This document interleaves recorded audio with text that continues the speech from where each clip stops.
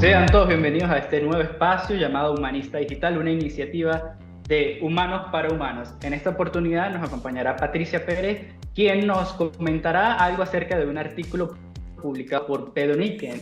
El artículo se llama Un concepto de derechos humanos. Quien les habla es Alexis Chacón y bueno, sean todos bienvenidos. Bienvenida, Patricia.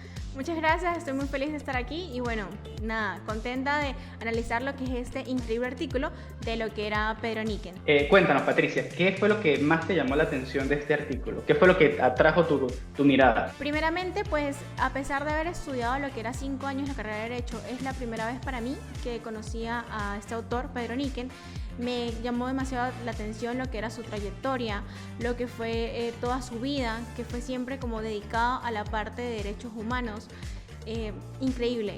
Para mí y como para muchos autores creo que fue uno de los juristas más destacados en cuanto a la rama de lo que son los derechos humanos. Bueno, Niken, venezolano, abogado, que es importantísimo al momento de referenciar los derechos humanos, especialmente en el sistema interamericano. Tú me comentabas tras bastidores algo que te llama la atención y es cómo aborda Niken las limitaciones a los derechos humanos en este artículo, ¿no? ¿Qué nos pudieses comentar al respecto? Ok, al analizar el artículo creo que fue la parte en que más me llamó la atención y era cómo él establecía lo que son dos formas en las cuales se puede limitar lo que es estos derechos, y era en cuanto a lo que era el orden público, lo que era el bien común, y sobre todo me llamó la atención que él establecía lo que eran ciertas limitaciones en las cuales el Estado podía limitar lo que eran estos derechos humanos, pero que estas siempre tenían como que estar establecidas, que tenían que ser temporales. Eso fue lo que realmente más me llamó la atención acerca de esto, que a pesar de que los derechos humanos no se pueden violar, él establecía estos casos específicos en los cuales pues el Estado se puede traspasar. Sí, a veces uno tiene la noción de que los derechos humanos deben cumplirse sí o sí, y en efecto esa es la regla, pero hay ciertas excepciones en las cuales quizás el Estado se presente frente a una situación y por esta situación deba restringir los derechos, y allí pues se prevén ciertos mecanismos constitucionales, como por ejemplo los estados de excepción, en los cuales se puede restringir el libre tránsito y otros derechos.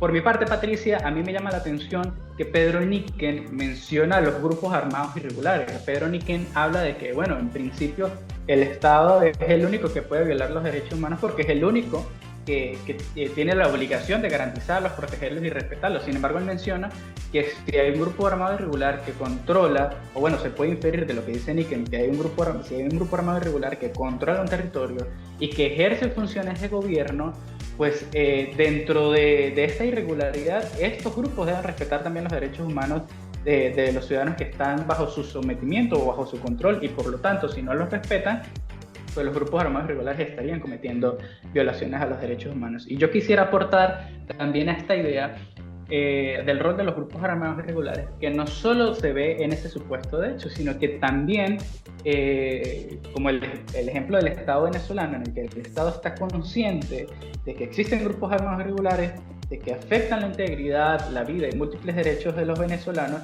y el Estado no hace nada.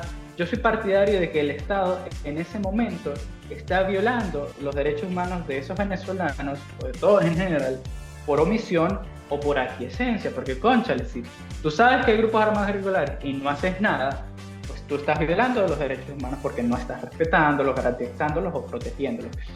Finalmente, Patricia, no queremos hacer más spoiler a nuestra audiencia sobre este artículo y los queremos invitar a que lo lean y nos dejen sus opiniones en los comentarios de este podcast. Igualmente, pues en la descripción del podcast les dejaremos el link de acceso y la referencia para que puedan leerlo.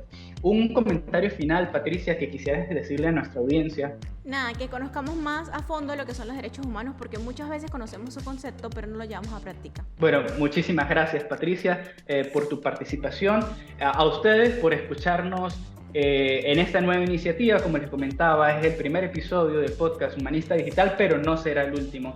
La próxima semana, el día miércoles, saldrá nuestro segundo episodio y tendremos otros invitados de altísima calidad. Muchísimas gracias y recuerden, #Humanista Digital. Hasta luego.